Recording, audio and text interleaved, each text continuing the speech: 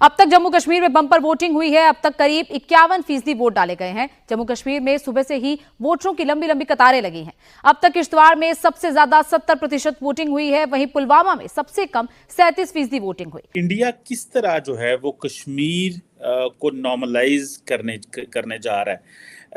कुछ अर्सा पहले हमें पता चला था कि G20 टूरिज्म एक कॉन्फ्रेंस हुई, मीटिंग हुई श्रीनगर में, जिसमें कुछ मुल्कों ने बायकॉट किया, लेकिन वो एक इम्पॉर्टेंट इवेंट उन्होंने किया।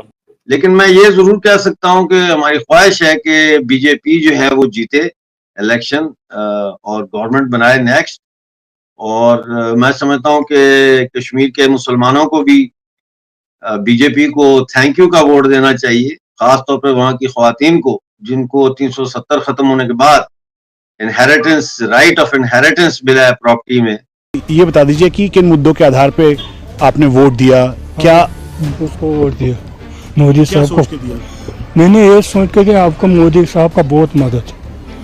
और तुम 1,000 रुपये महीने को देता है, और किसान पैसे 2,000 देते हैं 4 महीने के बाद, और मुफ्त राशन मिलती है। हमें और क्या चाहिए? हम बुढ़ा लोग कहाँ से क्या कुछ काम करेंगे? आपका क्या?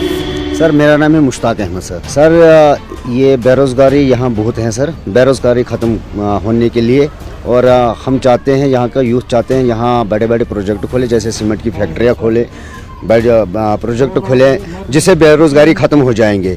तो हम सबसे पहले मोदी का शुक्रिया अदा करते हैं, मोदी साहब का, जिन्होंने गरीब जनता के लिए बहुत अच्छे काम किए हैं। ओल्ड एज पेंशन, बहनों की शादी, मकान का छत, मकान हर गरीब को मिल रहा है, मुफ्त राशन मिल रहा है। और हाल ही में मोदी साहब ने बोला जो घर में बुजुर्ग महिला है उसको 19,000 रुपये और 2 सिलेंडर। ऐसी सरकार हमने पहली बार देखी ज़िंदगी।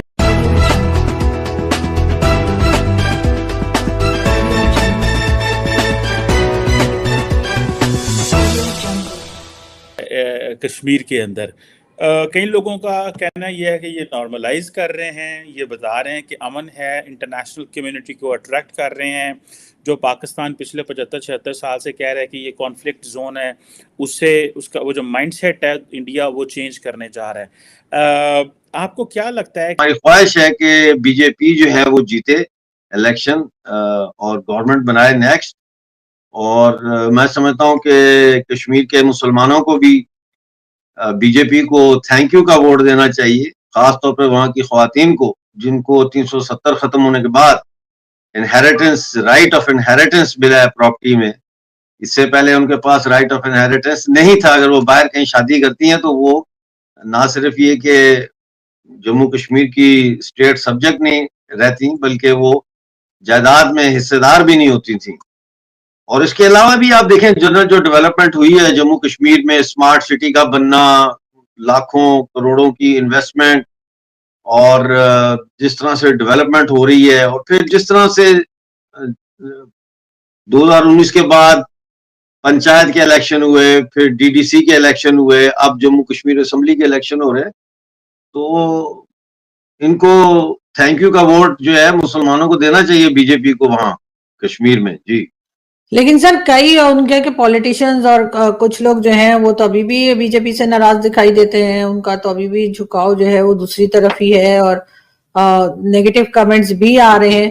तो आपको लगता है कि वो लोग जो हैं वो अपने आप को मजबूत कर पाएंगे, या आपको लग रहा है नहीं, क्योंकि डेवलपमेंट बहुत कर दी है, कई चीजें जो है वो मोदी सरकार वहां पर लेकर आ गए, तो इसलिए वो बहुत आसानी से इस इलेक्शन को जीत जाएंगे? नहीं, आसानी से तो नहीं होगा काम। ये तो एक 40 साल की जो ब्रेन वॉशिंग की गई है वहां पे, हुर्रियत के जरिए, जमात इस्लामी के जरिए, इंजीनियर रशीद जैसे लोगों के जरिए, और जिस तरह का नेगेटिव पॉलिटिक्स वहां पे नेशनल कॉन्फ्रेंस और पीडीपी वगैरह, महबूबा मुफ्ती वगैरह ने किया है, और मजहब की बुनियाद पे कम्युनल वोट वहां पे चलता है, तो अब ये सिलेक्शन में पता चलेगा कि उसके असरात किस हद तक खत्म हुए हैं या कम हुए हैं। और मैं नहीं समझता कि इस वक्त ये कहना दुरुस्त होगा कि कोई बहुत बड़ा डेंट पड़ेगा इन पार्टियों में, लेकिन इंजीनियर रशीद और जमात इस्लामी का गठजोड़ जो है वो एक आई ओपनर होना चाहिए। ये लोग अभी भी पुरानी और माजी की जो नैरेटिव्स हैं उनको लेके चल रहे हैं, 1990 की नैरेटिव्स को लेके चल रहे हैं। इनको मैं कहता हूं कि ये हाइब्रिड सेपरेटिस्ट्स हैं वहां के। जी, भारत को वो इसीलिए सपोर्ट कर रहे हैं क्योंकि भारत ने उन्हें फैसिलिटेट अच्छा किया, सही हो गया, ठीक है। और हमारे जो पाकिस्तानी उन्होंने उनको देखा नहीं है, बस उनके नाम की पहचान है कि करते हैं कश्मीर, ठीक है। तो इसीलिए उधर की जो पब्लिक है वो उनके साथ है। हाँ, आपने कहा कि इंडिया ने कश्मीर को फैसिलिटेट किया, मैं एग्री करती हूँ। इंटरनेशनल हॉस्पिटल है वहाँ पे, मेडिकल यूनिवर्सिटीज़ हैं, दुनिया का बड़ा ब्रिज है, अभी $14 बिलियन का सालाना बजट भी गवर्नमेंट दे रही है उनको। ठीक है, कश्मीर में बहुत खुशहाली है, लेकिन पाकिस्तान तो आज भी कहता है ना कश्मीर में जुल्म हो रहा है। पाकिस्तान की अवाम ही जुल्म कर रही है मैडम। अच्छा, टेररिस्ट जो है वो कश्मीर में है, हाँ, तो वो पाकिस्तान के ही हैं जो कर रहे हैं। सही हो गया, ठीक सही है, हाँ। तो इसी वजह से पाकिस्तान सिर्फ पाकिस्तान चाहता है कि कश्मीर हमारा हो जाए, लेकिन उसके लिए कुछ करता नहीं है। अच्छा, ये जो आपने कहा कि जिहाद के नाम पर उस तरफ जाते हैं, फिर दहशतगर्दी फैलती है, पाकिस्तान का नाम लगता है, फिर सारे पाकिस्तानियों को पूरी दुनिया के अंदर बदनाम किया जाता है। तो ये तो हल नहीं है, ये तो उल्टा हम अपने पाँव पे खुद कुल्हाड़े चला रहे हैं। बेशक खुद कुल्हाड़े चला रहे हैं, क्योंकि हमारी जो गवर्नमेंट है वो ठीक नहीं है। हाँ। That's why।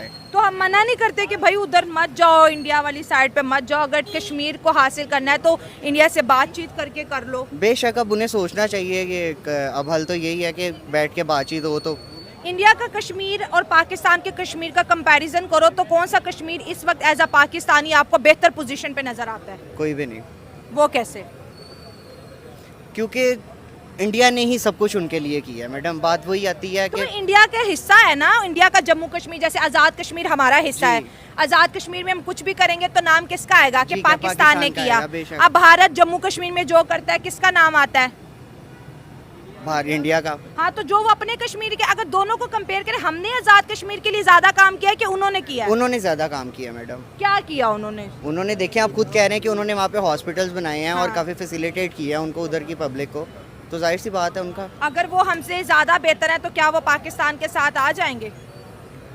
नहीं, मुश्किल है ना? मुश्किल है। आप इस्लामियात पढ़ते हैं, यहाँ से जितने भी ग्रुप कश्मीर जाते हैं कहते हैं हम जिहाद करने जाते हैं, वहाँ पर इंडियन आर्मी के ऊपर अटैक की भी खबरें सुनाई देती हैं, फिर इंडियन आर्मी उनको टेररिस्ट बोल के मार देती है। ज़ाहिर है बग़ैर वीज़ा के अगर आप किसी की सरहद क्रॉस करेंगे तो वो तो आपको दहशतगर्दी कहेंगे ना, कि बग़ैर आइडेंटिटी के। अब वो जो जहाद वाला जो सीन था, मोदी साहब कह रहे हैं हमने कश्मीर से ना दहशतगर्दी का आलमोस्ट ख़ात्मा कर दिया है, अब यहाँ पर अमन आएगा, कोई कश्मीरी नहीं मरेगा, किसी पे पत्थर नहीं पड़ेंगे। मोदी साहब की हम इस बात से एग्री नहीं करते कि वो यहाँ पर अमन आएगा, यहाँ पे कोई भी कश्मीरी को नुकसान नहीं पहुँचाया जाएगा। कश्मीर कल भी पाकिस्तान का हिस्सा था, आज भी हम पाकिस्तान का हिस्सा समझते हैं, और बेशुमार जिहादी तंजीमें कश्मीर के अंदर जाकर मदद करती हैं। और कश्मीरियों का खुद कहना ये है कि हम पाकिस्तान से खुश हैं।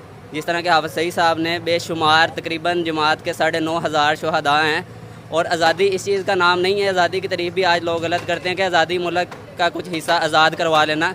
उन लोगों का हमारे हक में बोलना भी हमारे लिए आज़ादी है। तो आप हाफिज सईद को जो है हीरो समझते हैं? बिल्कुल, वो हमारे हीरो हैं। तो अमेरिका, भारत और बहुत सी कंट्रीज उनको दहशतगर्द मानती है। वो हक की बात जो करते हैं ना, उनको दहशतगर्द करती है। जिहाद का एक ऐसा अल्लाह ताला ने निज़ाम बनाया कि जो भी इनको करता है ना, अगेंस्ट जो भी ताकतें हैं, वो जिहादी तंजीमों को दहशतगर्दी करती हैं। यहाँ से आप एक मिनट बॉर्डर क्रॉस करके वहाँ चले जाते हैं, उनकी आर्मी को टारगेट्स करते हैं, ज़ाहिर आर्मी या फिर पब्लिक भी मर जाती है इस तरह के हमलों में, गोली देख के थोड़ी ना बचती है। तो इससे क्या कश्मीर आज़ाद होगा कि इससे कश्मीरियों की मुश्किलात में और इजाफा होगा, कर्फ्यू लगेंगे और ज़्यादा सिक्योरिटी आएगी? जब हमारी हुकूमत कुछ कर नहीं रही तो हमें चाहिए कि हम अपने मुसलमान भाइयों की जो है ना वो हिफाजत करें। तो फ़लस्तीन जाके क्यों नहीं जहाद कर रहे? फ़लस्तीन भी जाके जिहाद कर रहे हैं। फ़लस्तीन भी जमात के बेशुमार बंदे गए हैं, उनका वफद पूरा मिला उनसे। हाँ। नमस्कार दोस्तों, आज की एक और नई वीडियो में आपका स्वागत है। और जिस तरह से पता है कि कश्मीर में वोटिंग हुई है, और कश्मीर में कभी भी पाकिस्तान नहीं चाहता था कि यहाँ पे वोटिंग हो, यहाँ के लोग जो हैं वो